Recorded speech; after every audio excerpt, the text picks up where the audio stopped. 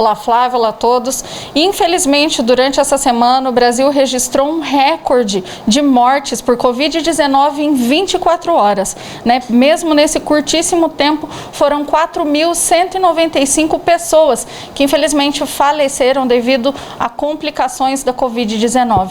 Muitas pessoas, familiares, perderam entes queridos de forma súbita. E para falar um pouquinho sobre esse tema, sobre o luto, como lidar com o luto, nos casos de mortes súbitas e tão rápidas como acontece com a Covid, eu estou aqui com o psicólogo Diego Sartorelli, ele também é especialista em terapia familiar.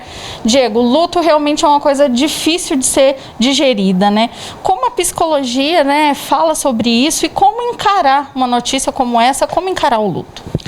Apesar do luto ser uma coisa tão comum na nossa vida, nós nunca estamos preparados para viver ele. A gente sempre se assusta, a gente sempre sofre muito. E esse sofrimento ele é completamente normal e deve acontecer. Muitas pessoas consideram o sofrimento algo negativo. E ele não é. Pelo contrário, ele é necessário, faz parte da nossa vida.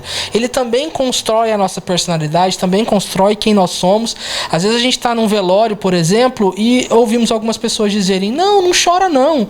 Pelo contrário, sim, chore. Viva esse momento. O luto faz parte da nossa vida. E como encarar o luto, Existem fases, que a pessoa passa, durante esse luto, durante esse processo. Como que funciona o processo de luto? Exatamente. Eu vou citar algumas fases aqui para vocês, só para uma questão de compreensão.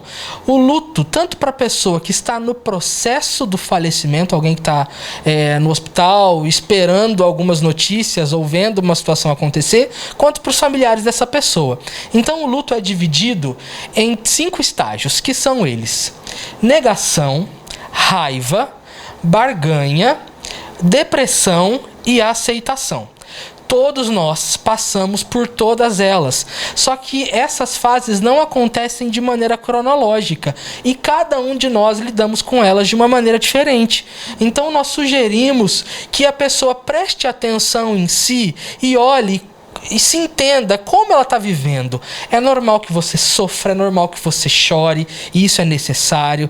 É normal que você sinta muita saudade. É normal que a aceitação nesse momento, nos primeiros momentos, não aconteça, porque você perdeu alguém que você ama muito. Isso é completamente aceitável. Agora, no entanto, quando você tem percebido que o seu sofrimento tem tirado a sua qualidade de vida, tem tirado o seu sono, tem tirado o seu prazer na vida, tem tirado o seu prazer de compartilhar a vida com quem está vivo, vivendo com você aqui ainda. Isso é preocupante e é motivo de buscar ajuda. Fala pra gente se a pessoa pode ficar muito tempo durante cada uma dessas fases. Você falou que elas não acontecem de maneira cronológica, Mas pode ser que uma pessoa insista muitas vezes em uma fase e demore a superar o luto? Essas fases não acontecem de maneira consciente. Então a pessoa não sabe, nesse momento eu estou em negação, agora eu estou com raiva. Isso acontece uma fase sempre junto à outra.